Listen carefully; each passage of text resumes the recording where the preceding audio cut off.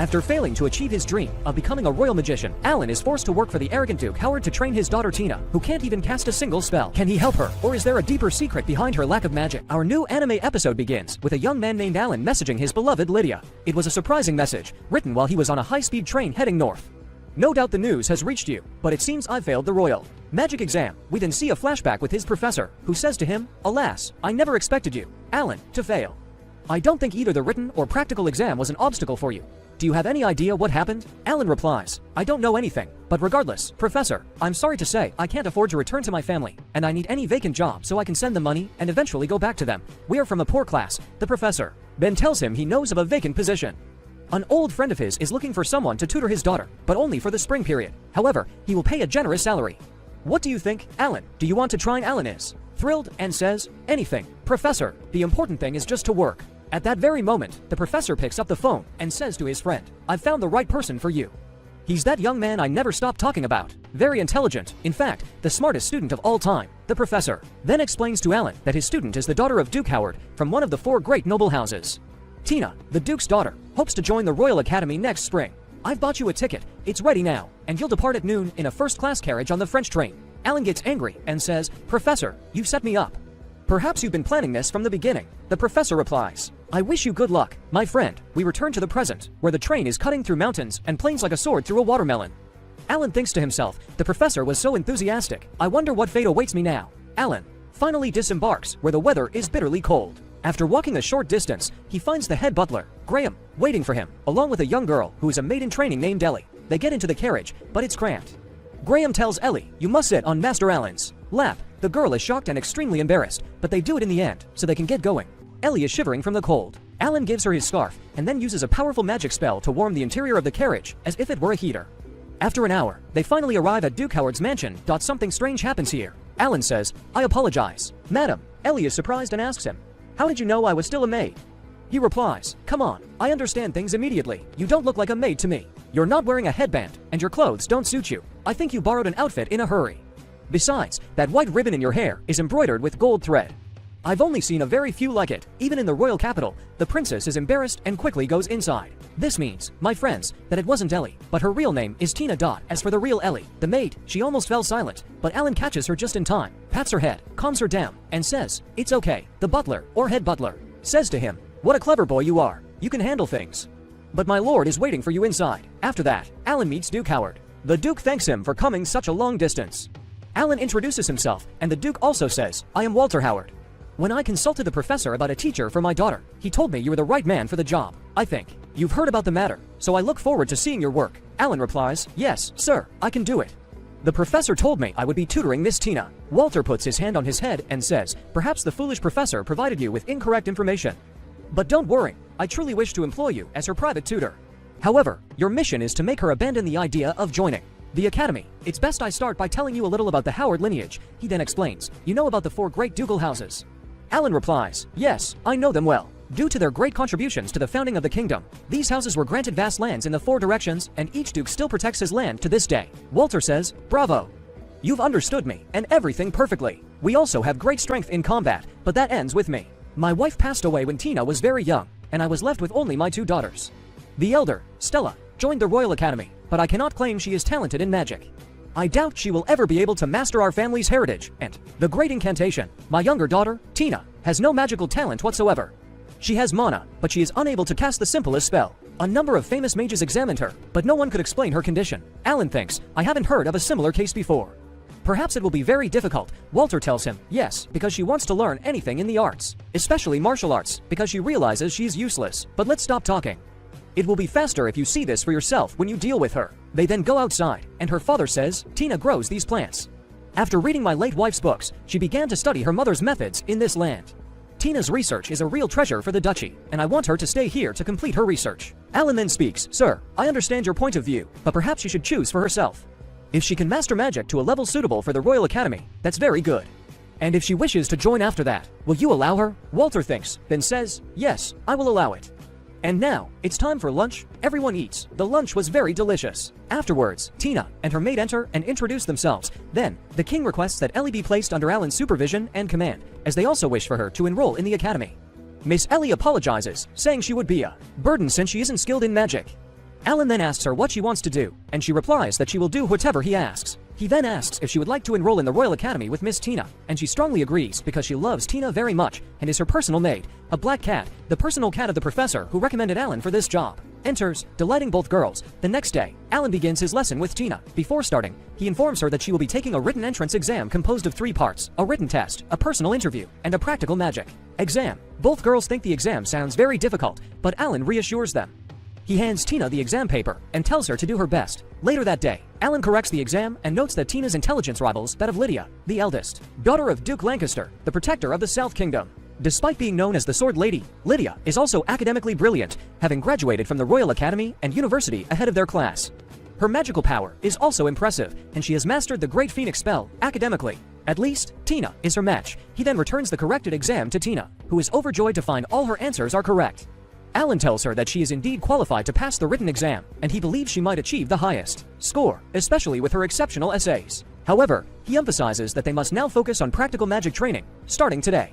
He encourages her not to be sad, but to be cheerful, as she won't know what she can do until she tries. Tina recalls that she has tried many times and failed, and had many teachers before him who never succeeded with her, disappointing them all. Alan reassures her, telling her he was once like her. Tina is very surprised, as she's heard everyone, especially the professor, praise him. He explains that his mana quantity is much lower than the general average. He believes they only accepted him at the university because they thought he was good at managing Lydia Neville. He knows how harsh the Royal Academy can be, with demanding and strict lessons and half the students not graduating on time. Before they begin their lessons, he asks her one thing: do you truly wish to join the Royal Academy? Tina confirms her strong desire. She loves plants, and as a child, her mother used to read her picture books. She was always fascinated by the great spells used by heroes in legends and wished to master such spells one day. Alan tells her that no one can currently use the great spells, but if you have the will, my dear, and continue to progress, you will achieve the impossible. Tina is very happy with this encouragement. Then, Ellie enters, and as usual, almost stumbles, carrying candles. But Alan catches her before the candles fall to the ground, using a specific spell. As Alan catches Ellie, Tina becomes very jealous, saying they are too close and it's inappropriate. Alan then begins discussing basic elemental magic with them. Tina states that the elements of magic are fire, water, wind, earth, lightning, light, and darkness. Everyone is born with a natural affinity for one of these 7 elements, which determines their strength or weakness. He asks her about the Howard family's affinity, and she replies that they are attuned to water and wind, and can combine them to use ice magic. Alan tells her that this answer is only half correct. He explains that his affinity, when he cast the spell to regulate the temperature in the carriage yesterday, combined 3 elements: fire, water, and wind. Fire and water are opposing forces, so this went against the theory of affinity. This is just my own theory, but I don't believe in a natural element that humans are born with. All these things are acquired. He then asks Ellie what types of spells she can perform. She says she can use fire and wind magic. Alan tells her, in that case, light one of the candles. She tries and succeeds. Alan encourages and thanks her, then asks her to try using wind magic on the candle flame. She does, but the flame doesn't extinguish. Alan is very pleased and tells her that if she can already use 2 types of magic, her future is bright. Next, Tina tries to light the candle. Alan analyzes all her movements and finds them perfect, but ultimately, she fails. She gets discouraged. Alan tells her, there's no need to be sad. You'll learn soon enough, but don't rush. Allow me to give you a demonstration. You will learn to do this yourselves. He then casts a spell on all the candles, and a different colored flower emerges from each candle, surprising everyone. Alan thinks to himself, this isn't difficult once you get used to it. I was once called a hopeless case too. Afterwards, we see Lydia reading Alan's letter, where he tells her he will be staying with the Howard family until spring. He asks her to pray that he can prove his worth without problems. However, Lydia gets very angry and says she won't forgive him. This concludes our first episode of this wonderful anime. Wait for us in upcoming episodes, and please subscribe to the channel and activate the notification bell to receive all new updates. Our episodes today begin with Master Alan, who we learn has been sent to teach the Duke's son, one of the most powerful nobles in the kingdom. The Duke needed a private tutor for his daughter, Tina, who couldn't cast a single spell. Will Alan be able to help Tina overcome her magical deficiency? This is what we'll find out together, so stay tuned. Master Alan asks a question: why can people use magic? Tina asks permission to answer and says, because we possess mana, and we've mastered its use through research and effort. Alan then says, her answer is correct. Scientific research has evolved and the number of magic users has increased, but the number of those capable of casting advanced spells decreases year after year. Ducal families have become synonymous with their super spells. We have the Firebird, the Frostwolf, the Storm Dragon, and the Thunder Tiger. However, very few of those alive can execute them, and their powers are continuously declining. Tina is surprised as if 2 centuries of research and reform have passed since the Demon King's war. She asks, has all that been in vain? The Master informs her that it wasn't in vain, but they actually sacrificed quality for quantity. He believes that humanity's ability to use magic comes from the help of unseen elemental spirits. Tina believes experiments have disproven this theory because fire spells don't increase in power near volcanoes, where fire spirits are supposedly dominant. In some cases, water spells even increased in power instead. Master Alan is pleased that she is so knowledgeable and tells her, we cannot trust those experiments if we cannot verify the spirit's power. Perhaps elements don't matter much to the spirits, but most of the magic formulas used today were designed to summon only one element. Then they begin practical training. The master asks Ellie to use another type of magic, since she can cast fire and wind spells. She tries her best, but to no avail. The master asks her to try again, and she does, succeeding this time. Now, it's Tina's turn. She tries to cast the spell but fails, just like before. The master encourages her and asks her to try again, but she fails once more and feels deep frustration and sadness. In the evening, we see Alan in the library, his lamp lit as he searches for a book. He is very happy and says that most of these books could be national treasures. He believes Tina undoubtedly has mana, but something is preventing her spells from activating. He is determined to find something here that sheds light on the reason. Suddenly, someone opens the door. Alan quickly extinguishes his lamp. We see Alan and a maid. Tina heads to the library, searches for a book, and takes one related to magic sciences. She loves to study and delve into books. The maid asks her, "Tell me about your teacher." Tina replies that he's a very kind teacher, but he has a mischievous side. The maid asks Tina to leave, saying she will close the place. She follows Tina. The maid then calls out, "I know you're here." At this, Master Alan emerges, surprised that she managed to discover him. She tells him, "I am the head maid of this palace, and my name is Shelley Walker. Please forgive my rudeness, but there's something I must ask of you concerning Miss Tina. She is a very intelligent and diligent girl, but all her previous teachers ignored her efforts and left simply because she lacked magical ability. Their departure pained her and she cried in secret, but she never gave up her dream of attending the Royal Academy. After you arrived, Master, she was overjoyed and admires you and Lady Lydia greatly. Please help her." Alan reassures her and promises to do everything in his power. The scene then shifts to Master Alan with the girls. Tina is very angry because the Master was walking with Ellie. The Master informs her, "I was just helping her pick vegetables." Tina becomes very angry with Ellie and starts arguing with her. The Master begins to calm them down, telling them they look like sisters.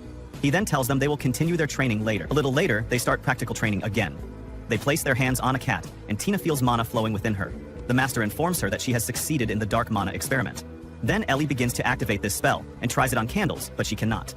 The Master says, "There's no need for me if you could master it on the first try." It's Tina's turn, and she tries the spell, but cannot. She is frustrated, but the Master tells her to be patient and not let it affect her. Then the Master shows them the spell, and he manages to produce a cat in his hand. They are both very happy and want to touch it, but before they can quarrel, the Master produces a cat for each of them and gives it to them. In the evening, a letter arrives from Master Alan from Lydia. The content of her letter is that she is angry because he went to the Howard estate, and she has met Tina many times without success. Even you will find it difficult to solve. And of course, you might succeed if you do that thing, but that's highly unlikely, and don't even think about trying it with anyone else. I know you've been hiding something from me. How long have you been hiding things from your mistress? But it's all right. I'll see you at the Royal Academy exam, and if you run, I'll chase you to the ends of the earth, cut you up and burn what's left of you. He won't demand a letter every day, but at least once a week. After finishing the letter, his maid asks him what Lady Lydia wanted from him. He tells her it's because he doesn't write to her enough. The maid is very happy, thinking Lydia cares for him a lot and must feel lonely without him. Alan replies that he doesn't think the reason is as sweet as she says. Afterward, he begins training the maid, Ellie, and Tina in using magic. He observes that the new magical formula is starting to bear fruit, with Ellie showing more progress. When Tina uses her magic, a piece of ice emerges. That night, Alan sits among his books, pondering Tina's spell. It stops just before activation. If modern theories fail, he'll delve into ancient records. Alan then leaves his room and is met by the maid, who asks him to call her by her name without formalities, as she is his maid. Alan agrees, but asks her not to enter his room at this time of night. He then asks her what she wants. Ellie thanks him for what he's doing for her, and says that her grandparents asked for her some time ago. She knows they love her more than anyone in the world, not just because she reminds them of their deceased daughter and husband, but because she is family. He embraces her tightly. Since then, Ellie has felt a strange sensation, as the embrace was so sudden that she wanted to know the reason. She was told that her grandparents had a talk with Alan about her. Alan replies that all he did was give them a small piece of advice. He then recalls meeting Ellie's grandfather, who asked him to take care of her, as she is talented but struggles to fully utilize her abilities. Therefore, to face things confidently, he asked them to tell her how much she means to them, as having a loving family is her greatest support. His own family had been his support in many situations. Allie is slightly touched and tells him that she lost her parents when she was young and moved here because the Howard family took her in. She still remembers the day she arrived at this house, where a small girl tried to follow her wherever she went. This little girl is Lady Tina, who also lost her mother around that time. Alan must be worried, as both of them are of the same temperament. Ellie is the heir to the Walker name, but none of her actions succeed. Before she knew it, Lady Tina had surpassed her by leaps and bounds at the academy. Ellie feared there would be no place for her, so she mustered her courage and asked the Lord to allow her to enter the Royal Academy as well. Alan congratulates her on what she did, saying it's fine to forge her own path. She is a very brave and talented girl, and she's not alone. Everyone is by her side. Afterward, we see Ellie using her power to light candle flames. Alan asks her to use the other magical elements. Ellie tells him she's a little afraid of lightning and light. She wants their help, and if they help her, she will master them very soon. Alan is very happy with her progress, saying she's doing wonderfully and might soon be ready for magical duels. Then it's Tina's turn. When she tries to use her power, she fails to ignite the flames. Alan reassures her that they still have plenty of time. He tells her to repeat a different spell formula, as they have no choice but to continue testing hypotheses. Later, Alan goes to the king and informs him that Tina's mana reserves are immense, but he cannot guarantee her readiness to pass the exam. He asks that she not be allowed to apply, as he doesn't think she should be allowed to enroll even if she can't use magic. The academy will consider her academic brilliance. The king replies that he understands, but aristocratic society never makes things easy, and he knows this well. A girl from the Howard family without magic would become a target for fools at the academy, and he doesn't want Tina to suffer anymore. If her situation doesn't change, then Alan should do as he asked. Alan tries to speak with him, but the king refuses and tells him that he relies on him completely. The scene then shifts to Tina, who is trying to use magic again but fails. Alan comes to her and asks if she would like company while she trains. She agrees. As she continues to use her magic, Alan thinks to himself that he cannot understand the situation at all. The spell formula has been disappearing quickly recently, to the point where he cannot analyze it. He almost believes that something is rejecting these spells, but he hasn't found any flaw in their formulas. He doesn't know why her spells aren't activating. There must be a way to help her. Afterward, Alan goes to sleep and wakes up in the morning, but he is very exhausted from staying up late. When he leaves his room, he finds Tina asleep at the table, having trained until late. She wakes up when she senses Alan and then looks at the book in his hand, understanding that he is reading it for her. She tells him that she knows he's been staying up late reading, so much so that he didn't even have breakfast this morning. She also knows he invents new spell formulas for her every day and helps her with her training. Alan asks her not to worry, saying he loves reading and enjoys modifying formulas. However, this morning, he's uncharacteristically tired. Tina becomes very sad because she believes he should be more angry and blame her more for not succeeding in using magic. She feels incapable of casting any spell because she lacks talent. Alan tries to calm her, but she continues to cry, feeling like she can't do anything. She then expresses that she respects him very much and loves him very much, and she loves Ellie more, but whenever he praises Ellie in front of her, and whenever she sees Ellie progressing more than her, dark feelings rise within her. Suddenly, a large aura of mana appears around Tina. Alan doesn't understand what's happening, and so, today's episode ends. If you liked the video, please like, and don't forget to subscribe to the channel and activate the bell button to receive all new updates. Our episode today begins with Master Alan and his student Tina. Tina is very sad and cries because she can't cast spells correctly. Suddenly, an enormous amount of energy bursts from her, filling the place like a snowstorm. Alan calls out to her, but she doesn't hear him. She has completely lost control of her raging power. If Alan doesn't stop her, her life will be in danger. Alan asks Ellie to go and get Mr. Graham, and he activates a spell to nullify the effect of this snowstorm. But unfortunately, it's in vain. Perhaps I have no choice but to brace myself and merge my energy with hers to control it, even though I never wanted to do it again, Alan thinks. He calls out to Tina, and this time she hears him. We find her trapped in this icy place, completely unaware of what's happening outside. The master asks her to calm down and listen to him. Your magical energy is raging now, and if this continues, you will run out and may lose your life. I will now attempt to save you. I will link my magical energy with yours now so I can regain control of your power. Although it's not comfortable, please allow me to link our energies. The master truly begins to link his magical energy with hers, risking his life to save her. He searches for her and finds her, unable to believe she possesses such an enormous amount of power. Her latent abilities rival Lydia's, perhaps even surpassing them. He then hears her saying, grumbling, "Why can't I use magic? I'm just a useless cursed child in the Howard family. I wish I had never been born." These thoughts flood Master Alan's mind. The master calls out to her because she has despaired greatly of life. She hears him, and then a large, snowy bird resembling a phoenix flies above her. The master is surprised and notices that the storm has weakened, and perhaps she is trying to help him, even with greatly diminished abilities from her original state. At this moment, he uses a firebird spell and frees her from the icy cage she was in. He goes to her to check on her and embraces her, very happy that she is safe. Thank God. Then the snowy phoenix says, flying above, "I finally met a key," and then it vanishes. The master asks her, "Did you see or hear anything in the storm, Tina?" She tells him, "I didn't hear anything but your voice, master, but the feeling of being linked to you is very strange." He tells her, "I had forgotten that we are still linked," and he breaks the link. The master tells her, "Let's go get Ellie now, she must be worried." Tina refuses and says, "Master, keep hugging me, you are my only master." Ellie and Mr. Graham arrive and are relieved to find Tina in the best condition. Alan remembers when Lydia told him, "Don't even think about trying this fusion with anyone else but me." He thinks, "I need to come up with a good excuse now so she won't be upset." Suddenly, Master Alan faints and they take him to bed, very worried about him. Alan wakes up and tells them, "No need to worry about me, I'm fine." But that was strange. When I link with someone, I can't help but share their thoughts and feelings. Tina says, "I remember that you called me Sumaha inside, didn't you? What's your explanation for that?" Tina then gets very angry. "I told you not to call me Sumaha. That's strictly forbidden." The master, very happy, tells her, "I've noticed a few things about this ability. I can control the power of the person I'm linked to, and their will affects the amount of energy I can use. After I create a link with someone, it becomes easier to re-establish the link later. I've done this before and linked my energy with my sister Lydia. I had no other choice at the time. Draining magical energy means holding another's life in your hands. This power can be dangerous, as it allows me to use others' energy as I wish, and should never be used recklessly. So please, Tina, let this remain a secret between us and don't tell anyone, not even Ellie. She promises him she will. On another note, Master Alan is seen reading a book, searching for that creature hidden within Tina and its connection to her. After that, Mr. Graham takes them to the new place, where they will train their magic from now on. Alan is very happy with it and asks Tina to try activating the spell on the candles now. She freezes the candles, and the ice reaches the top of the place and pierces through it. Everyone is astonished by this immense power. Alan believes that what is inside Tina has affected these results, and it seems it no longer hinders her spells. Perhaps because I linked my magical powers, some of my control over magic leaked into her. The Master thanks her for being able to cast the spell for the first time. And now, let's begin learning how to control the power of spells. She cries with joy and hugs the Master, finally able to use magic. The Master encourages her, saying, "You are an amazing girl, Tina." Ellie is also very happy for her. The Master reassures her that, with a little more training, she'll be able to control her magic much more freely. And when you reach that stage, you'll be ready for the Royal Academy. I must inform Mr. Walter about this immediately. Graham tells him that Mr. Walter is on an official mission and won't be back soon. The scene then shifts to Alan, who is writing this letter to his dear teacher, the 6th most indebted faculty member due to gambling. He writes, "It's been a long time. Some scoundrel sent me to the snow-covered north." We then cut to this teacher, who has received Alan's letter. A boy enters, and the teacher says that Alan described him as the 6th most indebted teacher due to gambling. The boy laughs heartily, and they read the letter together. It says that Miss Tina has successfully cast the spell, and based on that, please send military-grade ice-resistant barrier scrolls as soon as possible, because otherwise, your dear student will become an ice statue before you see her again. The teacher says, but transferring military supplies is not easy. Yet, no one would have thought he'd awaken Samoha's magical talent.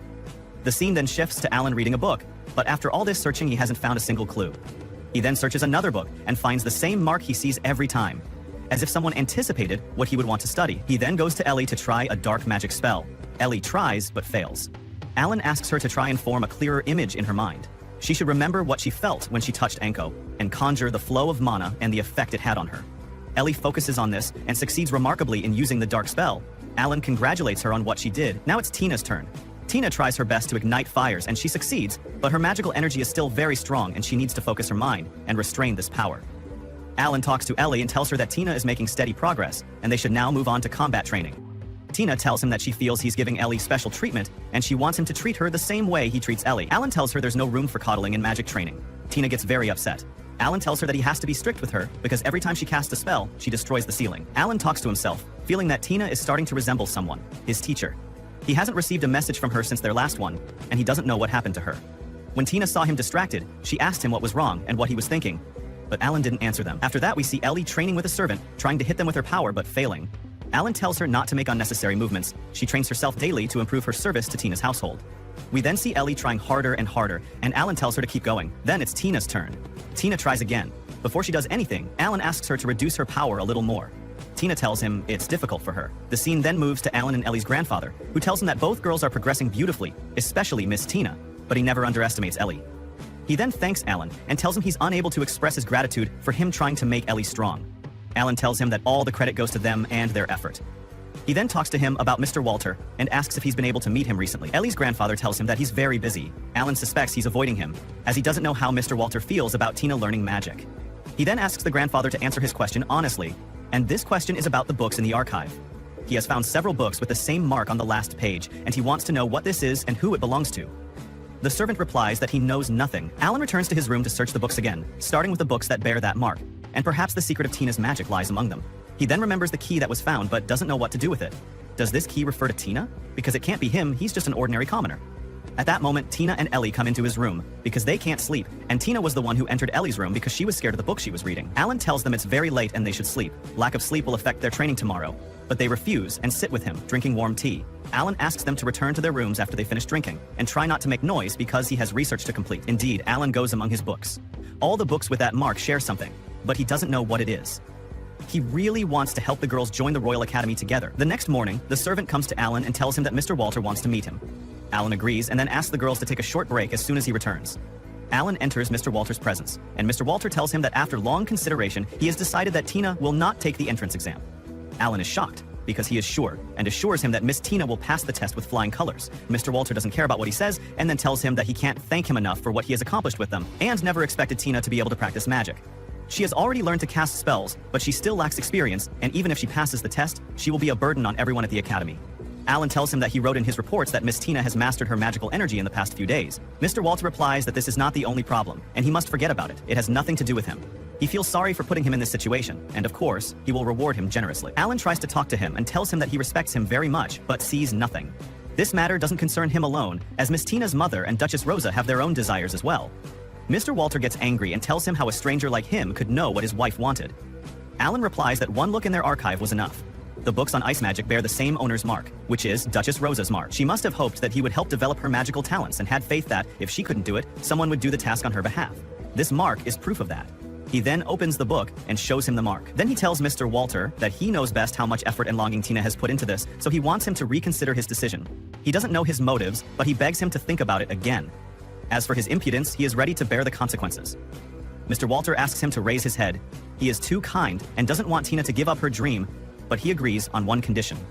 Tina must take a final test. If she succeeds, he will allow her to apply for the Royal Academy entrance exam. Alan goes to Tina and Ellie and tells them what happened. Tina asks him what she needs to do in this final test. He tells her that Mr. Walter wanted to test her abilities himself, but doesn't have time, so he will appoint a skilled magician to fight her on his behalf, and they will fight a real battle. He then asks the two girls not to worry because he is completely confident that they will succeed, and he is very proud of them. Tina is touched. They love him very much. In the blink of an eye, training begins immediately.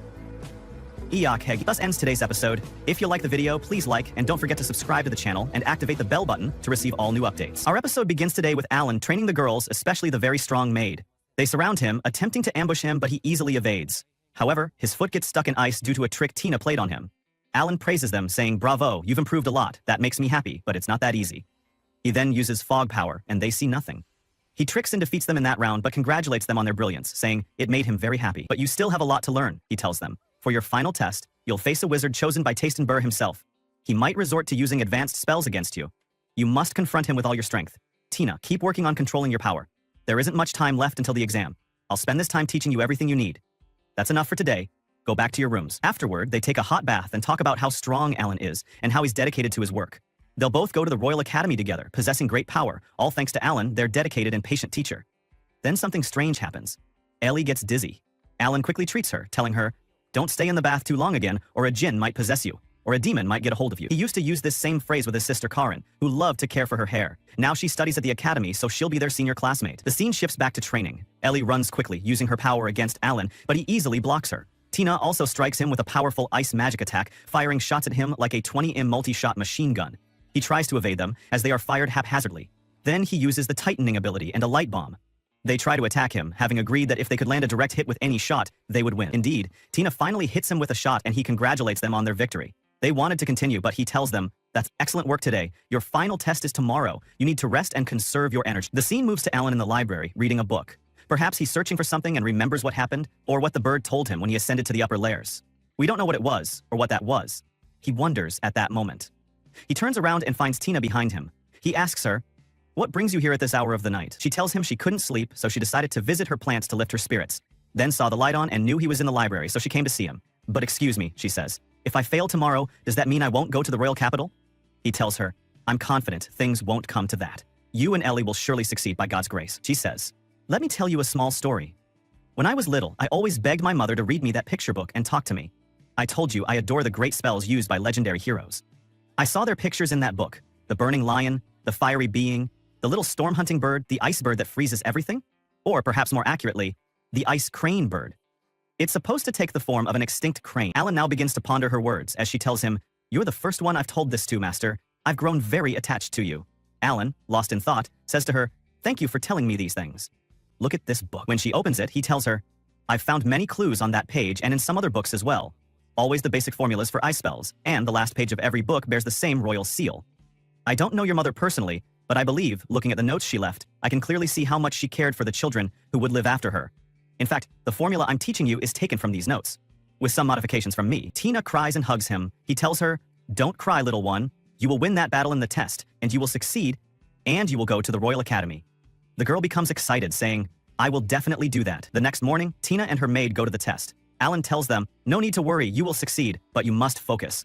Then they enter the place and find the head maid waiting for them, who tells them, "This way." She then gives Miss Tina a staff that belonged to Lady Rosa. She left it in my care and asked me to give it to you when you learned magic. Forgive me for not delivering it to you until today. The head sorceress cries, saying, finally, I've completed the last task she entrusted me with. Then they leave and walk to the location. He tells them, this is the gentleman who will be your opponent today, who is wearing a mask, my friends. I believe this is Tina's father. Do you also think so? Alan was sitting and thinking, who is this person? But there's a perception bleaking spell on this mask. Perhaps I will know who this person is, he says. The person tells them, if you want to enter the academy exam, you must defeat me. Face me with all your strength. I have erected a large barrier, so do not hold back your power. They begin the fight, and it is very fast. They use elements. Ellie and Tina were indeed strong. It's a perfected and organized formula. Tina unleashes her powerful spells on her instructor, but he remains unfazed. The instructor then charges at her with his power, but Ellie intervenes, saving her. Both girls then combine their strength for a fierce attack. The instructor retaliates with an advanced spell, Dual Ice Pillars. Ellie impulsively decides to use her power to strike them, but Tina stops her, reminding her they must follow their teacher's instructions. The girls then use their magic to block the dual ice pillars launched by the instructor. Alan is amazed as Tina is using spells he never taught her. This truly shows their dedication and proves they are ready for the Royal Academy exams. Tina asks the gentleman to concede defeat, as they have clearly won. He responds that he never expected them to reach this level. Ellie urges him to surrender immediately and unconditionally, stating there's no need for further resistance. However, the gentleman refuses, explaining he cannot offer anything less than his absolute best. He then unleashes a mighty spell to strike them. The girls use their combined power to create a barrier to defend against the attack. Alan, seeing this, fears for them, knowing the barrier won't last long. He warns everyone watching the match that they are in danger and should flee, stating he will go to rescue the girls. He asks Ellie's grandfather to take over as the judge, even though he knows it will be extremely dangerous, but he is accustomed to such situations, whether good or bad. The gentleman then taunts the girls, calling them foolish for not realizing their teacher hadn't instructed them to attack when the opportunity arose. He then uses that spell, shocking Tina, as she believed only her father could use it. They are at a loss for how to counter such a power. Ellie declares that they will certainly find a way, for they are students of Professor Allen. Tina is invigorated by her words. They are determined to win and go to the Royal Academy.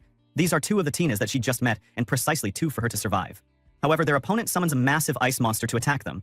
Alan recognizes it as the Blizzard Wolf, the ultimate spell of the House of Howard. He instructs Mr. Graham to use the military barriers and send them to the professor to create a second barrier outside, as a precaution against any emergency. Mr. Graham immediately complies. Alan then heads toward the girls to help them, but they refuse his assistance, asking him to only observe. Ellie then remembers her teacher telling her that if she could use two types of magic at her age, her future would be incredibly bright. Ellie proceeds to do just that, with Tina assisting her. A massive aura of their combined power appears, and Tina strikes the wolf. But their opponent isn't finished. He melts the ice on the wolf, freeing it anew. He tells them that if they wish to resist, they must cast a spell on him. The wolf then strikes the girls, knocking them to the ground, but they are unharmed. Alan calls out to them, telling Tina he knows she has seen the formula for the Blizzard Wolf spell before. He knows she hasn't practiced it, but she must try to use it.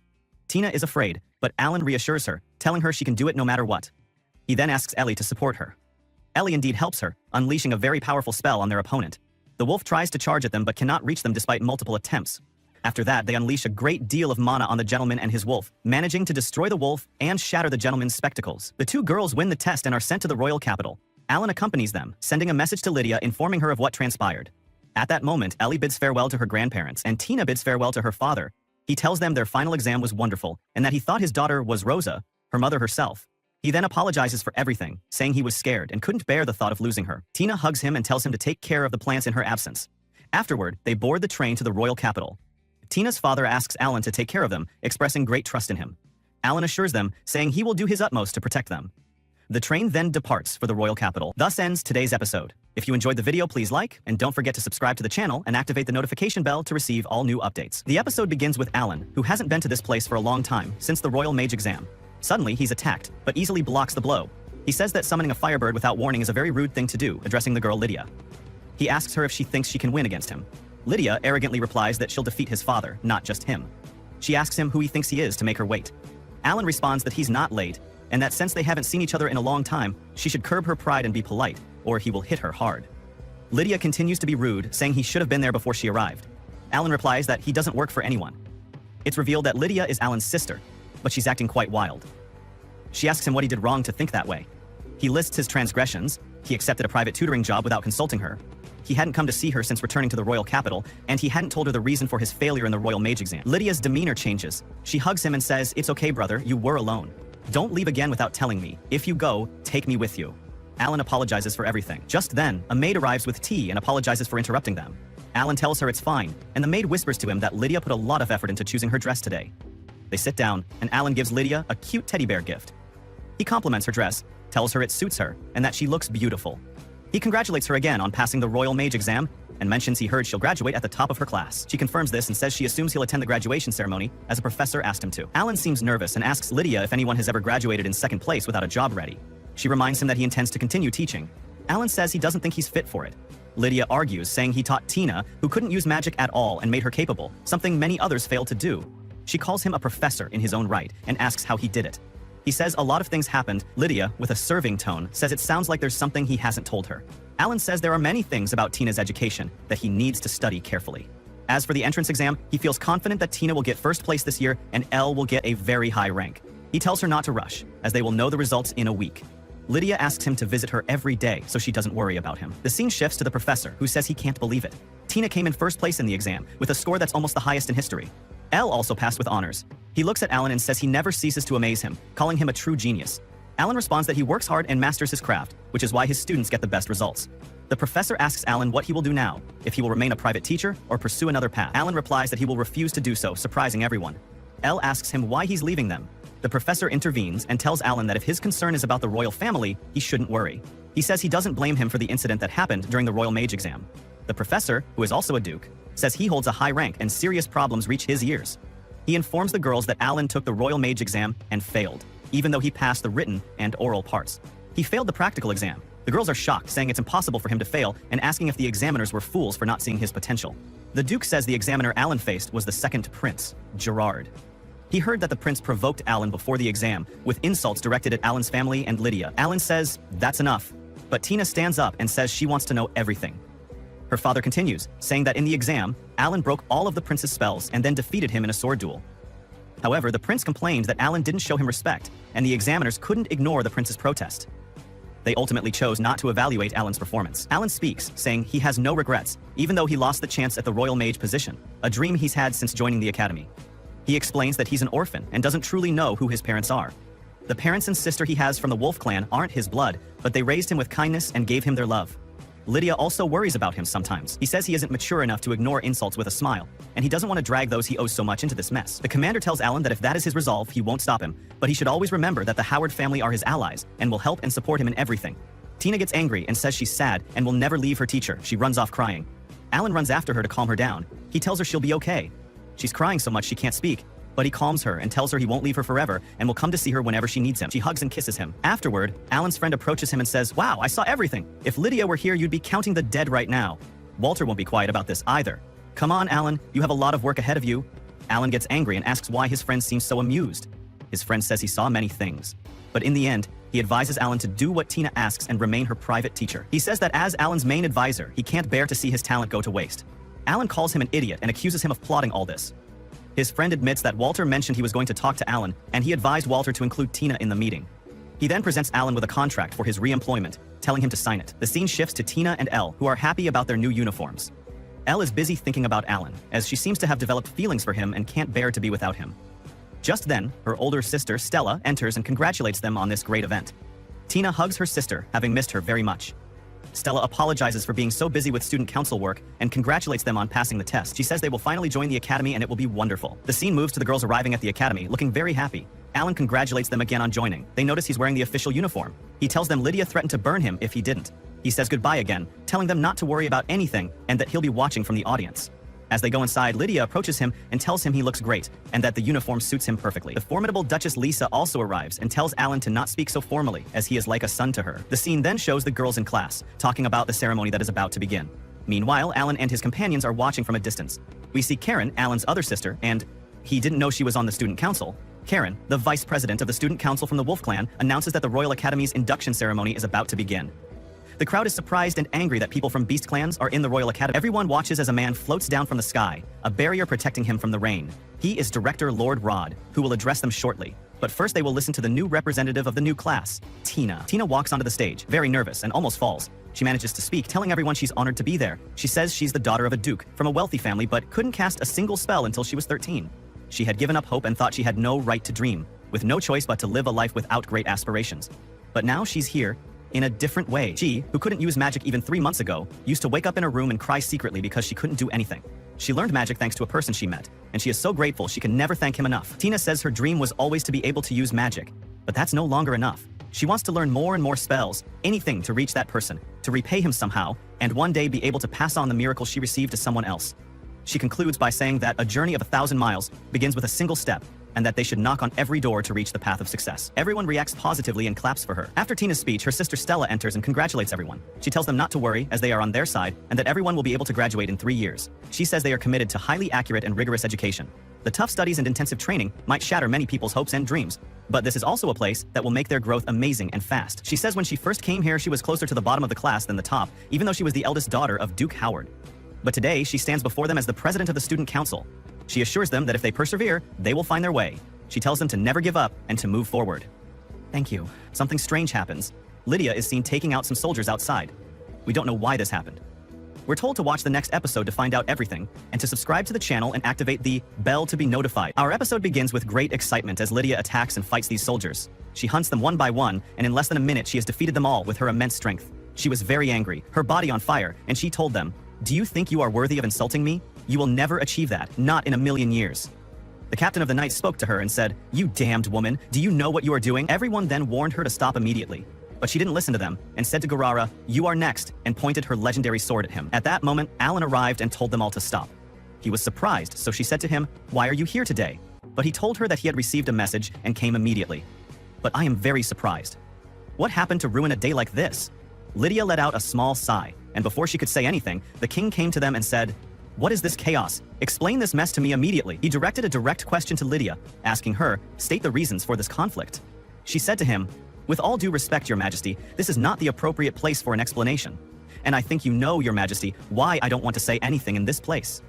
At that moment, the king's son arrived and said, "Father, it all started when my kind friends offered her some advice. They told her, 'You cannot pretend to be stupid forever. Choose your acquaintances very carefully.' But instead of showing her gratitude, she became enraged and used violence. It's a truly outrageous act." At that moment, a friend of Gerard's came and said, "Have you ever considered how your actions harm the reputation of the royal guard?" He said to him, "Shut up, you fool. I advise you to save your advice for your sister, not for me. I am the king's son, you wretch. As for that little fool, she has refused to marry me time and time again." He then turned to his father, the king, and said, "Father, punish this girl, sentence her to death, and sever her head from her body." At that moment, Alan intervened and said, "Could I have a moment, please? I would like to say some important words." But Gerard replied to him and said, "Know your place. You are a low-born commoner, and what business is this of yours?" But the king agreed and said to him, "Granted, I want to hear you. Go ahead, please speak." Alan thanked him for this generosity and began to speak. "Miss Lydia is famous as the Lady of the Sword, and would not draw her sword without a good reason. After 4 years spent by her side, I know this better than anyone else. Miss Lydia has told you that she cannot state her reasons in this place. I ask you to take her intentions into consideration." Gerard became angry and said to him, "You peasant. People like you shouldn't even set foot in the Leinster residences. You're a failure, and you're not fit to join the court wizards. Your family is from the Wolf clan, isn't it, you wretch?" He then mocked him, saying, "Perhaps the animal stench transferred to Lydia, and who but a beast would resort to violence so quickly?" But Alan, being very respectful, spoke to him and said, "Prince Jareth, I will accept any insult you personally direct at me, but I cannot stand by idly while you slander Her Highness's reputation and my family. You, Your Highness, have unsheathed the sword of words, a sharp blade capable of wounding the heart. Let us assume, and this is a mere guess, that Miss Lydia drew her sword in response to your sword of words." The king then spoke and intervened. "Enough. I sentence Gerard and Lydia to 1 full month of house arrest, and Gerard is forbidden from any contact with these two from now on." Gerard turned to his father and said, "Why, father, why did you do that? I didn't do anything wrong. These two are the rude ones." But the father was very strict, and the guards took him away immediately. Meanwhile, the scene shifts to Alan and Lydia, and he speaks to her about the sentence that was passed on Gerard. "I know you lost your temper defending me, and you drew your sword, but you faced things rationally at the last moment. Thank you." At that moment, Professor Gale and his companions arrived. He said to him, "I saw everything and also enjoyed your conversation with the king. It was like a play." Everyone started to tease him and say to him, "Wow, you have a genius mind, and you spoke so respectfully. Were you afraid of the king or something? Of course you must be afraid of him, otherwise he might hang you from a part you'll be very upset about, or maybe they would put the sword in your... Eh?" Then they left, and the scene shifts to Ellie, the maid, and Tina. They asked her about Professor Allen, and she said to them, "Actually, he is currently at the Leinster headquarters, and that is why he disappeared in the middle of the party." They said, "We must go there to check on him." Then they got into the beautiful embroidered car and took off at full speed. From another direction, we see Alan and Lydia. He says to her, "Honestly, I don't know what to say to you. I didn't want to leave you, but anyway, please give my regards to Alicia." She said to him, "Wait, can you spend the night with me?" He said, "What do you mean? How inappropriate of you to say that." She said to him, "I don't mean anything bad, but I can't do without you." He said, "No, really, it won't work. I can't do that." She suddenly pleaded with him and told him that it was just for 1 night. He informed her that he had lessons and needed to prepare for them, and maybe he would come again. Then he left. But she stopped him again, grabbed him, and told him, "Don't turn around, stay like this, and listen to what I have to say to you." She said, "Remember, you cannot stay away from me, and I have no problem if I am the daughter of a duke and you are a commoner. None of that matters to me. If anyone tries to separate us, I will give up my title and travel abroad with you." Then she gave him a kick and told him, "You must come here, so I can see you every day." At that moment, his group of students arrived. He asked them why they were there, and they said to him, "We were worried about you." Tina replied that it had been a long time. Lydia congratulated her on getting first place. Tina thanked her and told her that the credit was all due to Professor Allen. She would not have reached this stage without him coming to teach her. Her friend Lenny told her that she would defeat her in the next test. Tina argued with her because she was sure that she was the one who would win. Lydia calmed them down and asked Alan to teach them all at their house, and she would not accept any refusal. Alan agreed to that. The two girls challenged each other in excellence. After that, Alan met his sister Karen, where he apologized to her because he was very busy today. His sister Karen told him that she had heard about his teaching job and about what happened with Lydia. Alan understood that she was worried about him. She replied to him that it was not the case, but she thought that he should be more careful about his sister from now on. Alan replied to her that he knew that he had told her before, but she had performed that party wonderfully. At that time, Stella, Karen's friend, came and was shocked when she saw them together. Karen told her that this was her brother. She introduced them to each other, then told Alan that her friend Stella looked up to him and Lydia in everything. After that, Karen told them that she would get to the point. The Academy's director had asked her to give him this envelope, saying that he had an urgent matter to summon him and that he was sorry that he could not meet him in person. Alan wondered why the Academy's director used Karen, as he did not know what he was planning. Then Alan read the message which asked Alan for a favor. He had tightened security procedures at the Academy, but he was a busy man, and the matter concerned Prince Gerard, as he had just given up on Lydia and now had his eyes on Lynn and was supposed to be under house arrest. He did not know what he was planning now. After he finished reading the message, his sister Karen asked him about the content of the message. Alan told her that the Academy's director wanted to hire him as a temporary teacher. On the next morning, Alan met with Stella, where she gave him the attendance list for today's lesson. Alan thanked her for that. Stella asked him to allow her to accompany him and attend his lessons. He replied to her that he knew she was very busy today, but Karen said that she was committed to her mandatory class now. Stella asked him to show him the place instead of Karen. When Alan looked at her hair, he said that her ribbon resembled Tina's ribbon except in color. She told him that it was a souvenir from their mother. She felt that she held her head high with pride when she wore it, or as the heir to the Howard Duchy, she must live a free life in her name. Alan was very happy because they were a close-knit family. Then he wished them to grow up together and for their skills to grow together. Stella told him that she had been corresponding with her sister for a long time, and she had told her many things about him. As she used to write a lot, that Professor Allen was very mean. After that, the lesson began at the Academy. Professor Allen would enter his students and introduce himself, as he would be their teacher for a short period. He was a former student here and looked forward to working with them.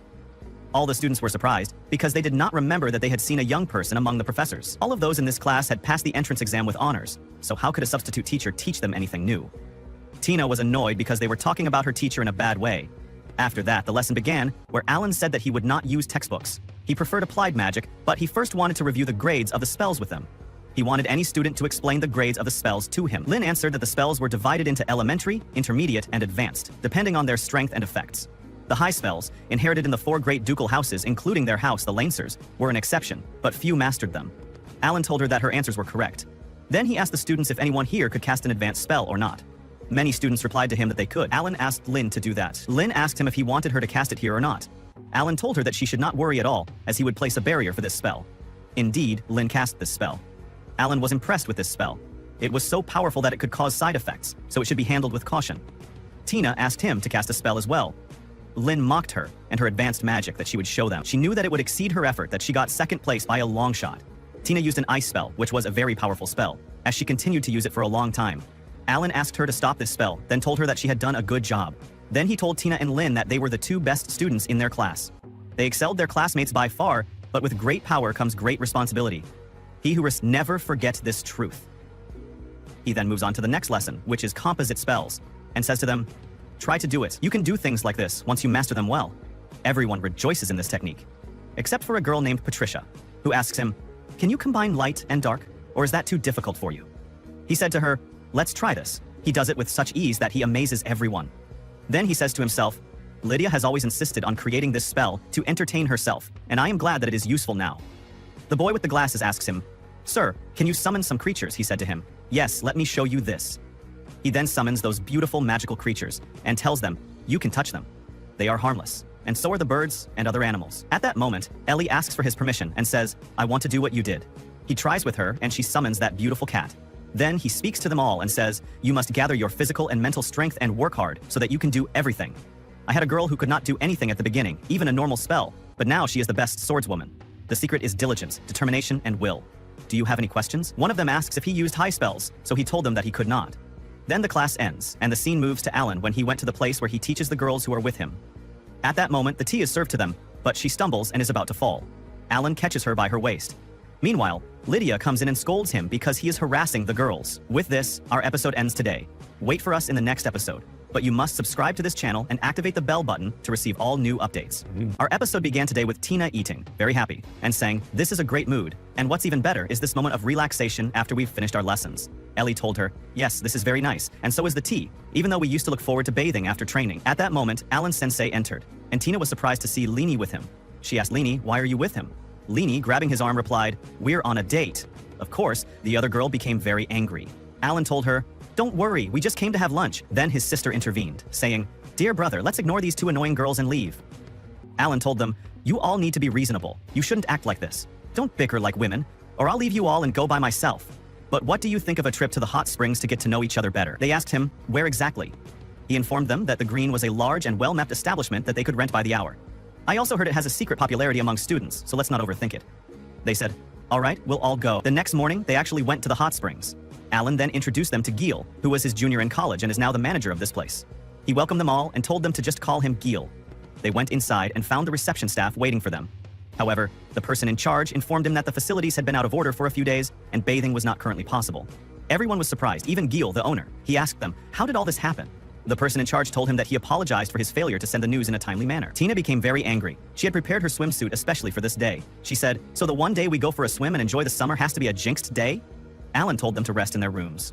Then Lydia said, "I'll book a room for myself and Alan. We've slept together many times." Everyone was shocked. Alan told them, "Don't get the wrong idea. Nothing has ever happened between us." At that moment, their older sister arrived and welcomed everyone. They all sat down and drank tea, getting to know one another and talking about girl things, wanting to hang out together more often. Estelle, the girl with cat ears, had come out today because she was very bored and wanted to go anywhere, and she hadn't been out for about a year. Everyone welcomed her. Meanwhile, the shy, beautiful girl with glasses named Felicia Foss was thinking to herself, "All these people came to relax, and in the end it's for nothing. Well, I have a good idea. I could use my abilities to solve the problem." The person in charge told them, "I really wish you could, but the problem is that the spellstone we used to regulate the temperature has disappeared. It was a gift from Duke Green himself and is very valuable, but we don't know where it went, why it disappeared, or when it disappeared.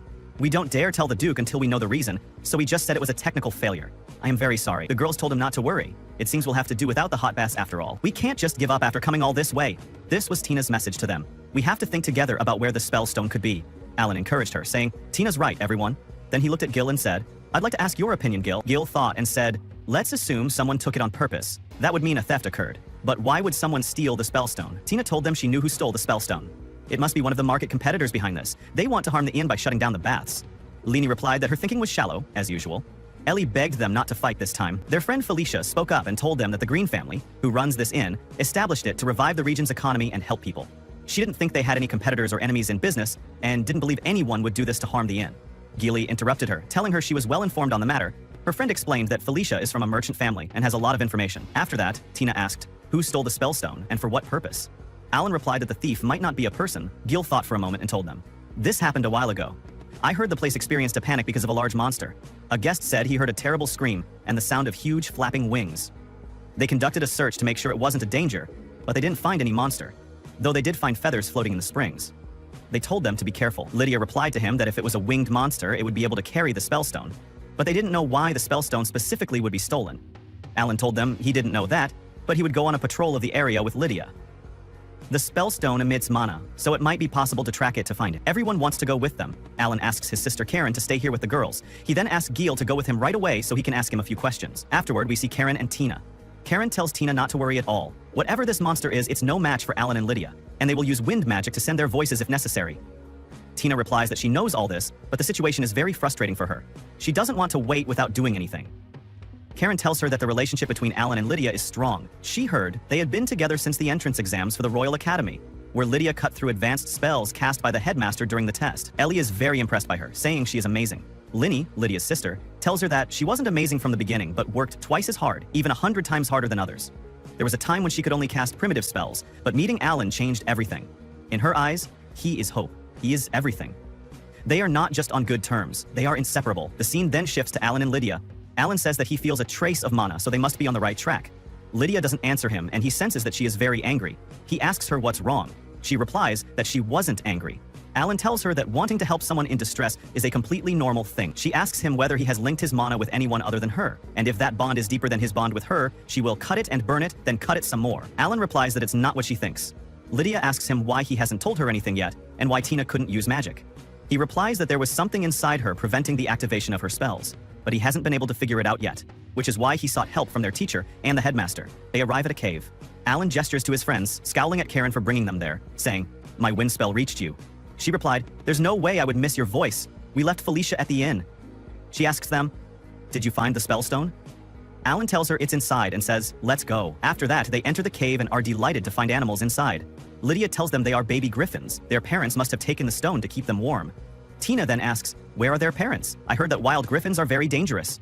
Alan answers her, saying they have the power to destroy a small town if they wanted to.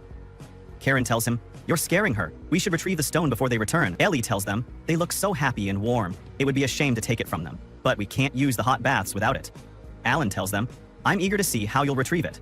I invited you all because this is the most suitable extra lesson." Tina thinks about how to take it without scaring them. She says, "What if we freeze the place and lower the temperature?" Leni replies, "You have no vision. The colder it gets, the more the creature will cling to the warmth." Ellie suggests another idea. "Maybe if we make the place dark, we can retrieve it stealthily." Leni says, "The best suggestion from the first place student, but the little ones might get scared and call their parents," he tells them. "The matter is simple. We'll heat the place with fire magic. We won't move the little ones. Instead, we'll lure them away from the stone." Karen says, "That's a good idea, but we'll still have to take the stone from them in the end. Also, the weather is cold here, and we can't keep our fires burning forever." Everyone thinks of something else, Karen tells them. "When we were little, Alan used to tell me, don't rely on magic for everything. We have minds and hearts, and sometimes they can achieve more than spells do." Then Tina says, "What if we offer the baby griffins a new spell stone? We can make one, but fire spells aren't my specialty." Her friends tell her they will help. Alan informs them, "If a temporary heat source is what's needed, you can do it." He asks them to focus their magical energy on a regular stone. They use their magic on the stone and touch it. It is very warm. The little bird tries it, but suddenly its parents arrive and attack them. However, their attacks are blocked. Professor Alan, with his cat Enko, emits a great flash at the huge bird. By doing this, they convey a message that they mean no harm to any of them, all thanks to the cat Enko. With that, the bird calms down with its young. Alan reassures them that there's no need to worry. Gil will bring a new stone from the professor's storeroom. They are overjoyed because they will be able to use the hot springs. They start to enjoy themselves, getting into the hot springs, very happy. It was a very fun day. At the end of the day, everyone returns to their rooms. We see Felicia sleeping. She had felt dizzy but is fine now. The important thing is that everyone was very happy that day. After that, everyone goes to sleep. The next morning, they prepare to leave. The owners of the hot springs thank them very much for all they did to get the hot springs working again. And with this happy ending, our episode ends today. Wait for us in our next episode with this wonderful anime. But we ask you to subscribe to the channel and activate the bell icon to receive everything new. Tina, Ellie, and Leni start our episode today, early in the morning, perhaps on their way to school. At that moment, Prince Gerard and his entourage arrive. He says, "So, you're the one." Leni asks, "What exactly do you want?" He tells her, "Rejoice, my dear. From today on, you will be mine." What is the story? Meanwhile, the scene shifts to Alan in the library. A friend enters and says to him, "What's with all the enthusiasm, boss? Are you into the girls you're with?" Alan replies, "I'm sorry I'm in your office, but I couldn't help it." His friend tells him he doesn't mind, as it saves him the trouble of writing a report about the ice crane issue. Alan is startled and says, "Did you find out anything?" His friend tells him he hasn't found anything yet, but he knows the ice crane is a great spell, and no one alive can cast it yet. He's simply looking for it in a book. The phone rings and Alan answers. It's Richard, who says, "Thank God I was looking for you. It's a serious matter and you have to come right now." The scene quickly shifts back to Prince Gerard, who is annoying Leni, telling her, "I'm going to marry you today." Leni gets angry and says, "I told you before that I refuse this. That's enough." He gets angry and says, "How dare you, you little wretch, refuse this offer? You can never dare to do this. I am the prince. You must do everything I command you to." Leni gets angry and says, "I will not do this, and I will never humiliate myself." She throws her hat on the ground and says, "I challenge you to a duel, you fool." Everyone else also throws their hats. Leni then says, "If you refuse, I will submit my request to the royal family to have His Majesty and the 4 dukes attend to settle the matter later. What's your answer, you foolish prince?" The prince becomes extremely angry, but eventually agrees. They enter the hall. The prince is very angry. His friends try to calm him down, saying, "Don't deal with her, she is very strong." But he gets angry and his face turns red. He screams at them, "Don't doubt me." He strikes them with his sword, and they fall to the ground. He says, according to him, none of you knows the meaning of respect. His face is red and very angry. Stella uses her power to freeze him in place and tells them, "Hurry up and treat the wounded before it's too late." But he is stronger than they thought. He breaks the ice and says to them, "I will teach you girls a lesson about knowing your limits." They say to him, "Are you crazy, you foolish prince?" He is very angry and his sword is on fire. He says to her, "Watch your words, you failure. I've heard all about you, and you will never master the high-level spells." At that moment, Alan arrives and says, "That's enough. What's going on here? What's all this noise? And what is that you're carrying?" Prince Gerard gets angry and says, "You again? Don't get in my way, you idiot." He calls out to everyone and says, "Everyone, now." They say to him, "We will fight too. We want to help." Gerard gets angry and then lunges at Alan, but Alan easily dodges him. Alan uses his power against him, but the other also blocks it. Then, he uses a freezing state, freezing him to the ground. He looks at his friends or students and says to them, "Go now while you have the chance." Prince Gerard gets up again and splits these rocks. Alan thinks, "What's the deal? This boy is not himself. And what's with that strange dagger?" Gerard lunges at Alan again, but the girls begin to help. One of them freezes him, and the other hits him with a big power, but he blocks them all. Then Alan uses a lightning power, and the girls gather and hit him with a very strong blow, but he gets up again. He started to look like a transformed monster. He says to them, "Retreat quickly!" But the other's anger is boundless, and he tells them he will kill them all. Then he directs a blow at Lenny and all of them. While he is lunging at Alan again, Lydia saves him and hits him on the head, knocking him to the ground. Alan welcomes her and says, "Welcome, where have you been? We needed you." But we don't want to finish him off because I want his testimony before he dies. He gets up again and has transformed, perhaps into a demon, and horns have grown from his head. I think the dagger in his right hand has corrupted his mind. He thinks that the dagger in his right hand has corrupted his mind, as he feels an immense power. Lydia talks to him and tells him that she wants to cut the monster into small pieces and end the matter. Alan refuses that, so Lydia uses firepower to burn it. The monster is indeed burned, but she wanted the monster to resist a little so that she could use the rest of her spells on it, as death is too little for someone who tries to harm her sister, her friend at school, and her personal servant. But the monster did not die. It is still alive. Then, she asks Alan to continue the fight with her. Alan runs with her towards the monster, and then uses his power to help her kill it. She hits him with her big sword in his body, and then uses her spells and hits him with it. This fight ends with a big explosion in the monster's body. Alan talks to Lydia, and tells her that he thinks the monster's body is immortal as long as its magical energy is flowing. He asks her about that dagger.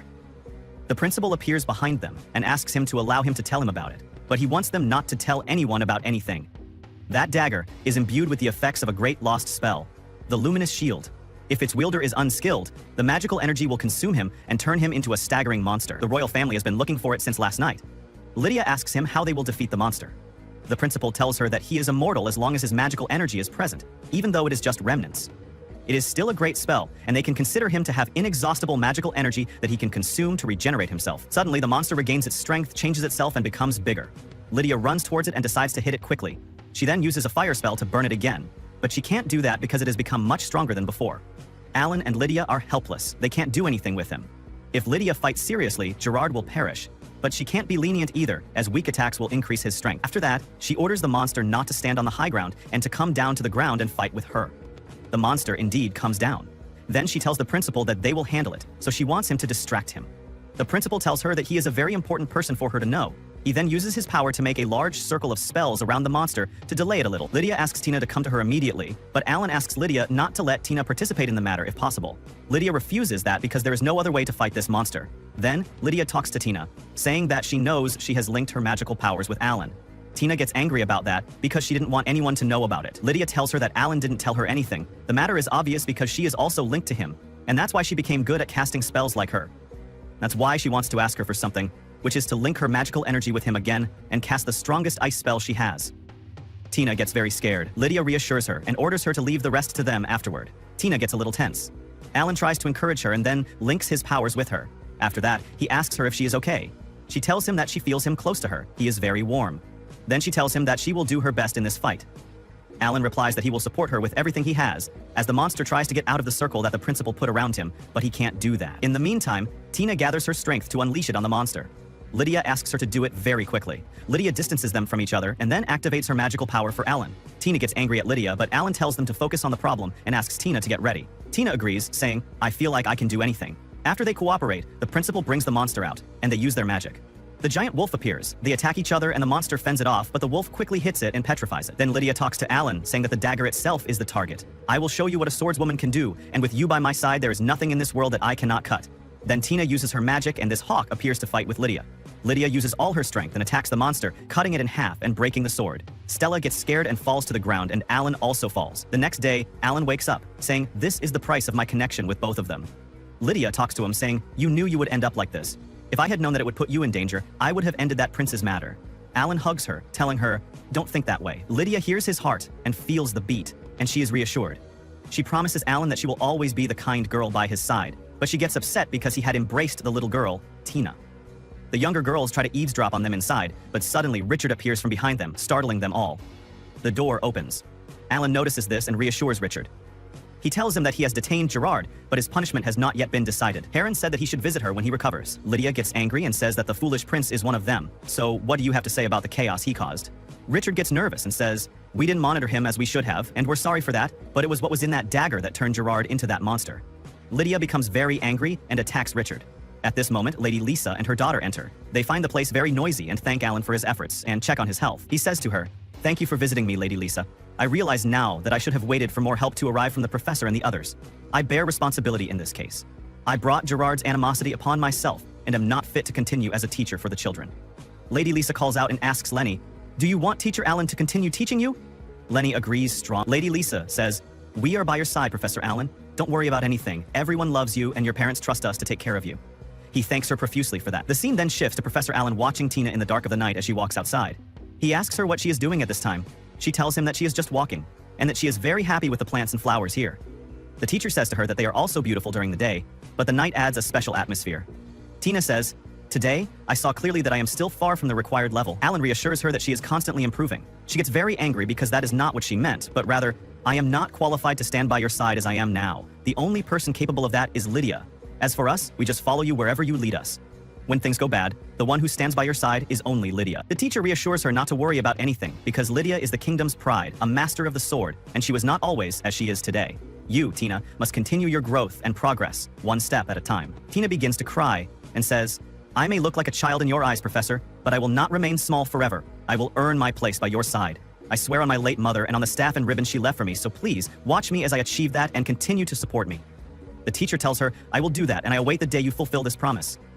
Tina becomes very happy. With this happy ending, our episode ends today. Wait for us in the next episode of this anime, but please subscribe to the channel and activate the bell button to receive all that is new. Our episode today begins with Alan speaking to Karen. She tells him, "Actually, I wanted to talk to you about Stella right after your battle with Prince Gerard. She fainted at that time." Alan is surprised and asks, "She fainted? How? How is she doing now?" Karen informs him that Stella faces no physical problems, but psychologically, she is completely devastated. This means that after she saw Tina and Lynn perform that spell, she became severely disheartened. "I know Stella is a genuinely hardworking girl. She has always put in a great effort, but she just hasn't reached that stage yet. She was fundamentally obsessed with the idea of high-level magic. She is very strong, and I think she will get over it." Alan says to her, "Tell me immediately if anything new happens." The scene shifts to Alan as he goes to the director, who tells him, "Prince Gerard has been suspended indefinitely and no punishment will be imposed on you." Alan thanks him, "Thank you, sir. As for that voice I heard during the battle, I heard a voice say, 'Perish, you fake.' I think it was indeed the lost great spell, the glacial calamity." The director replies, "I'm sorry to say that you were the only one who heard that voice. We heard nothing. But if I'm not mistaken, it is not an evil entity. But tell me, what did it mean by fake? And have you told the two of them about this?" "Not yet," Alan says.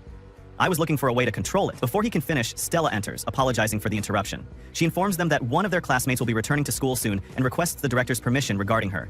He reads the document and finds it is Felicia Foss. "But tell me, has her health improved?" he asks. Stella confirms, "Yes, she seems to be in good condition to return to school. My sister and I will help her catch up on the lessons she missed. I don't think it will be easy, so we will do everything we can." The director thanks her, and she leaves. Afterward, the director says to Alan, "Stella is doing a wonderful job as our student council president, even though the position should have rightfully been your sister's." Alan replies, "Sir, I don't mind. The children of Beast still face deep-rooted discrimination. I know the system is rigged, but my sister is happy to support Miss Stella as the vice president. She puts in a great effort, the students trust her, and she is fully qualified to lead the student council." Elsewhere, we see Stella talking to herself, "I am completely confident in myself and satisfied with what I'm doing. In truth, my father was against my enrollment in this academy." She recalls what happened. Her father had told her, "You don't need to enroll in the Royal Academy. It's a savage place that runs on luck and I'm worried about you. Besides, you have no chance of mastering that magic, Stella." "I'm sorry, father, please," she had pleaded. "I will work sincerely to achieve it. Studying hard at the Royal Academy will definitely pay off." "Enough of this," he'd exclaimed. "Mana capacity is determined at birth. You shouldn't do something you don't have enough mana for. While your two sisters have it in abundance, they can't even use basic spells. Our family's magical lineage will stop with my generation. We must find a new path." "No," she'd said firmly. "I will attend the Royal Academy and then the university. I will prove that I have talents befitting the future Duchess Howard." Then she left, furious. Her mother had believed in and trusted her. Stella did her best with everything she had. People gathered around her, everyone loved her, and as a result, she became the student council president and surpassed most of her peers. That little bit of pride was what kept her standing until the end. Until everything changed. Recently. Later, they give Felicia a warm welcome back to school. She thanks them all, mentioning she was away for a very long time. She then asks, "Is it true that you defeated Prince Gerard with magic?" They reply, "Yes, and the credit goes to Tina. She took him down with a high-level spell taught by Professor Allen. We are all so proud from the bottom of our hearts." Everyone is happy, but Stella seems lost in her own thoughts. Afterward, Karen walks with Stella, telling her how much fun she had and how happy she was that Felicia blended in so quickly with the new girls. She then suggests to Stella that they get together in her room for a while, as they haven't had a chance to sit and chat recently. Stella declines, explaining that she has an errand to run and apologizes for not being able to today. Karen asks if it's related to the student council, but Stella says no. Karen understands, assuming she is going to study. "You'll exhaust yourself if you keep on like this," she warns. Stella reassures her, "If you're referring to what happened that day, it was only because I felt a great sense of relief after the fight was over. I'm fine, there's no need to worry." She then returns to her room. When she gets to her room, she imagines her younger self sitting on the couch, who tells her, "You collapsed from sheer jealousy and despair. Tina didn't even know how to perform simple spells, and now she has brilliantly mastered high-level magic. Alan and Lynn also stood bravely against Gerard, but you were a coward and didn't move a single step. It was shamefully frustrating." Stella tries to argue with her imaginary self. "You're very wrong. I tried to join the fight too." Her younger self retorts, "You backed down after you heard what Gerard said, that you would never master high-level spells. From the beginning, when you met Karen at the academy, her talent sparked jealousy and despair inside you. I looked up to her to reach that level," Stella says angrily. Her vision crushes her. "Karen is a better practical mage than you, and you could never keep up with her. You still believe you only became the council president because Karen stepped aside for you. That's why Tina surpassed you so easily. So tell me, how does it feel now that Tina has suddenly overtaken you? The cursed child of the Howard family who couldn't perform any magic." Stella breaks down, sobbing, telling her, "I was so happy when my sister learned magic." She then falls asleep and wakes up terrified from what happened. The next morning, we see Alan with Lord Gael. Gael says to Alan, "I didn't know you were the type to go out of your way to make your life harder. You're still not giving private lessons while working at the Royal Academy, and on top of that, you're also pleasing Lydia? And even helping the Howard and Leinster families with a business project?" Alan replies, "Choosing the right business partners is of the utmost importance." Gael asks him, "Have you decided to climb the social ladder, perhaps?" "Impossible," Alan responds. "I would never do that. I only help in my spare time. It seems to me you're just a puppet moved by hidden strings," Gael says. "The professor is a close friend to both dukes, and Duchess Lisa was his student. Anyway, what did you come here for so early in the morning?" Alan asks. "If you're bored, your help is welcome. Why don't you try joking around with Lydia instead of me?" Gael tells him, "My life would be in danger if I joked with her." He then backtracks, saying, "Don't ask me to do something that could end my life." Alan tells Gael he has recorded everything and will show it to Lydia. Gael gets angry, saying, "Oh, spare me. I have more than enough to deal with." Then Alan says to Gael, "I have a class and you shouldn't skip your university lessons." Gael replies, "I'll try, but you need to give yourself a break too. You've become a real teacher, you know. People are talking about you both inside and outside the country after that incident. Some conservatives are hostile towards you, saying you'll bring disaster. So be careful." "I'll keep that in mind," Alan replies, "but seeing my students grow is truly exciting." He then thanks Gael, saying, "We'll talk later," and bids him farewell. The scene then shifts to Felicia, who says to Stella and Karen, "We want to build a multi-element spell. I can shorten this part." Stella answers her, "Start from that point and work backward to adjust the activation timing. It would be best to lengthen this part a little." "I'm so exhausted," Felicia says. Stella thanks her for her diligent work on her first day back. Then Karen suggests they go to the sky blue roofed cafe. Felicia agrees, but Stella declines because she has work she wants to finish. She says goodbye to them and leaves. Afterward, Felicia says to Karen, "Stella is acting strangely. She's always suppressing her feelings." Karen replies, "It's best if we leave her be for a little while." Then we go to Alan, who is speaking with Tina. "You seem very expectant. This topic is extremely important and serious," he says. He asks her, "Do you remember when you once told me that you wanted to perform a great spell? There is something connected to great magic inside you." Tina is astonished that there is such magic inside her. Alan continues his explanation. "I have heard a voice 3 times so far, and I've seen something, though unclearly. But for some reason, it seems no one but me can hear or see it. I think it's one of the lost great spells, the Glacial Calamity. I realize it's hard to believe, but the Academy Director agrees with me. There is still much we don't know, but I believe we must seek the answers gradually, one question at a time. The spell inside you has no malicious intent, so don't worry. I am with you. Our first step is to master control over your mana. Let's work on that together." Tina is overwhelmed. This is a spell from the legends. I've read about it in books, but when Alan reassures her, she becomes very happy. Later, Alan conducts a practical lesson with the students. Tina and Lynn continue to practice adjusting the power of their spells. Ellie asks him to teach her an advanced spell. He tells her, "I can teach you its formulas, but I don't have enough mana to show you a practical demonstration." Then, Ellie asks if he can link his mana with hers, as he did with Tina and Lydia. "I want to be able to help you when you need it," she says. Lynn gets jealous and also wants to learn these powerful spells. Professor Allen is pleased with their enthusiasm and advises them to take care of their personal health. However, Lynn becomes upset because she feels the professor gives Tina special treatment. Ellie is also annoyed because he seems to care only about Lady Tina, calling his behavior unfair. They all become disheartened and start ganging up on her. The professor tries to stop them and calm them down. At that moment, Lydia intervenes. She offers to teach them an advanced spell and says she will help. Alan notices a pulse from Lydia's mana, and at that moment he borrows a little of it. He holds their hands and begins to draw a bit of mana from her. Alan then performs the elemental camouflage spell. Using advanced magic, fireballs emerge and then transform into glass crystals, much to the students' delight. Next, Alan performs another very powerful spell that uses multiple elements in a single incantation. It descends upon them like shining stars in a beautiful display that enchants the students. He explains that this is a practical application of the same concept they practiced with the candles, and tells them they will master these spells in a short time. He then asks Ellie to give him the name of an animal, and she chooses horse. At that, he performs a spell, and from it, a very beautiful horse appears. It walks over to Ellie, who becomes overjoyed as it begins to play with her. The teacher reassures her, encouraging her that she will learn all these skills before the end of term exams, but they must all work hard together. Everyone promises him that they will do their absolute best to learn all the spells. Afterward, they rest and drink tea, ending a very happy day. In the evening, we see a very tired Stella trying to learn all the high-level spells to earn her teacher Alan's approval, and prove to her father that she isn't inferior to anyone. But she tries again and again and fails, which makes her very sad. Her friends watch her, deeply affected by her struggle. She goes to her bedroom and finds a picture on the table. It's a picture of her and her two friends as children, a picture that expresses their happy bond. She gazes at the picture, feels a surge of happiness, and looking over at her friends, thanks them for the beautiful gift. Her friends weren't actually asleep, they were watching her reaction and are delighted to see her happy. Filled with joy, Stella looks out the window at the moon and remembers a happy memory with her mother. Her mother used to tell her, "Watch the moon and the stars quietly like this, and don't make a sound. When you do, the elemental spirits will show you the way." Stella feels a renewed sense of happiness and promises her mother that she will continue to strive with even greater effort. And with this happy ending, our episode today concludes. Join us for the upcoming episodes of this wonderful anime, but we ask you to please subscribe to the channel and activate the notification bell to receive everything new. The episode begins at the Supreme Academy of Absolute Magic, where everyone is training and mastering their spells with ease. Felicia, however, fails yet again. Stella comes to comfort and encourage her, telling her to take a break. Stella's book falls, and a young man picks it up. Felicia stares at him as if she's never seen a man before. The scene shifts to Alan, who is sitting with a man named Ernest Foss, the head of the Foss Company. This means he is Ms. Foss's Excuse me, Alan, what do you want from me? Mr. Foss asks. Nothing, Chief, Alan replies. You specified your desire to deal with all kinds of juice and Harwell products, but how do you intend to manage this large volume of goods? We'll discuss everything after the contract, Mr. Foss says. We'll handle the rest later, don't worry about it. All right, Alan says. But since all the goods on this list bear the My Taste logo, we can't offer them under such unsecured conditions. The scene shifts back to Felicia, who is acting strangely. She hugs Stella and says, "Your hug is so nice. I don't find this kind of comfort with Karen." Stella sees something behind her, but Felicia hides it, saying, "It's nothing." They press her until she starts to talk. "You know I help with the family business. A few days ago, my father tried to make a deal and ruined everything completely." She stops talking, and her friend gives her an electric shock to the head, saying, "Come on, finish talking. I don't have time for this." Felicia continues, "And that's why I was wrong from the beginning. I was busy going back to school and didn't have time to review the papers. My dad told me to leave it to him because he would deal with the young man." The scene moves to Alan, who is with Stella. She scolds him.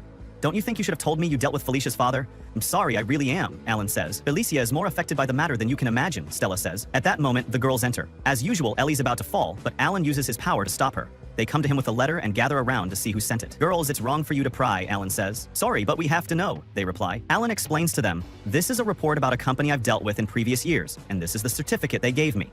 I noticed a status improvement after a certain point, and I can't understand why. But even though the company is developing, there's no report of an increase in profits, as if someone is pulling the strings from behind the scenes." Perrin stands up and says, "I'm going to school," then turns to the three girls and says, "You should be respectful to your teacher and never take advantage of him." Alan also leaves. We see them at home eating a delicious meal that Shelley prepared. Everyone praises her cooking. The meat was imported from Egypt, and the vegetables were from North Africa. It's deer meat on ice. Transporting ingredients to the royal capital seems very difficult.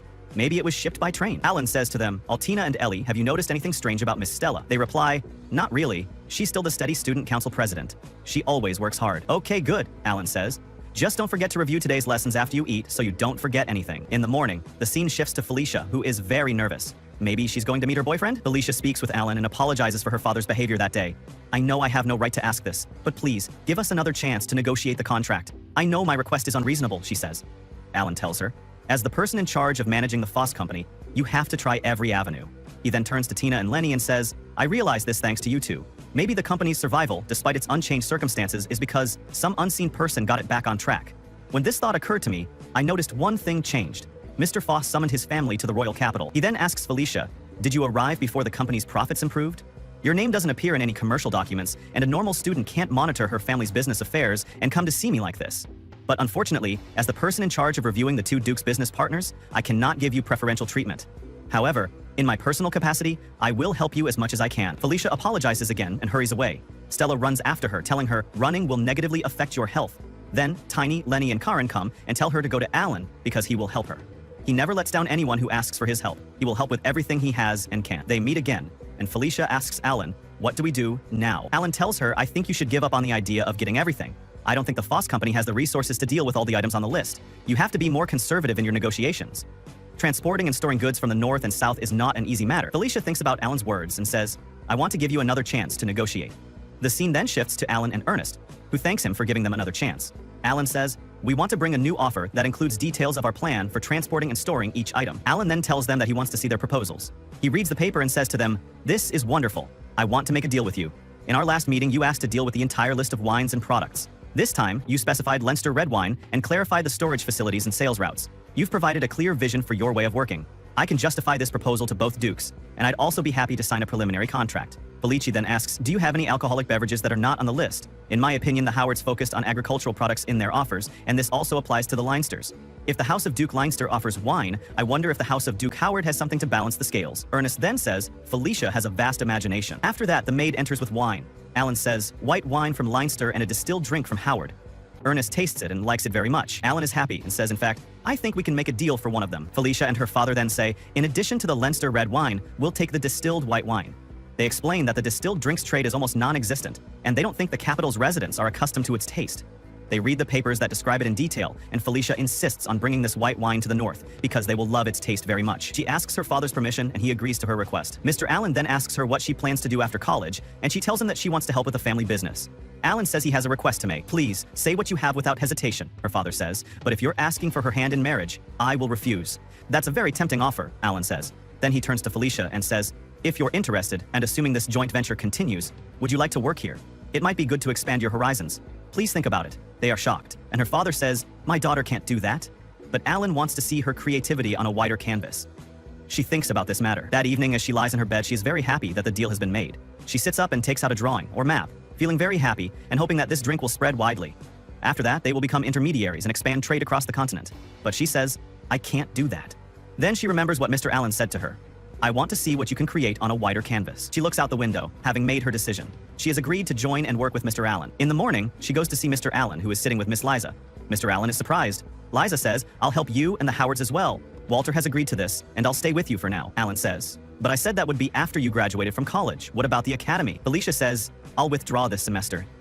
But Alan is worried about her and her relationship with her father. The girl says, "My father disowned me. My mom says it's his way of showing he cares. I think he's telling me to forget about the Foss Company and expand my horizons." "Don't worry, Mr. Allen.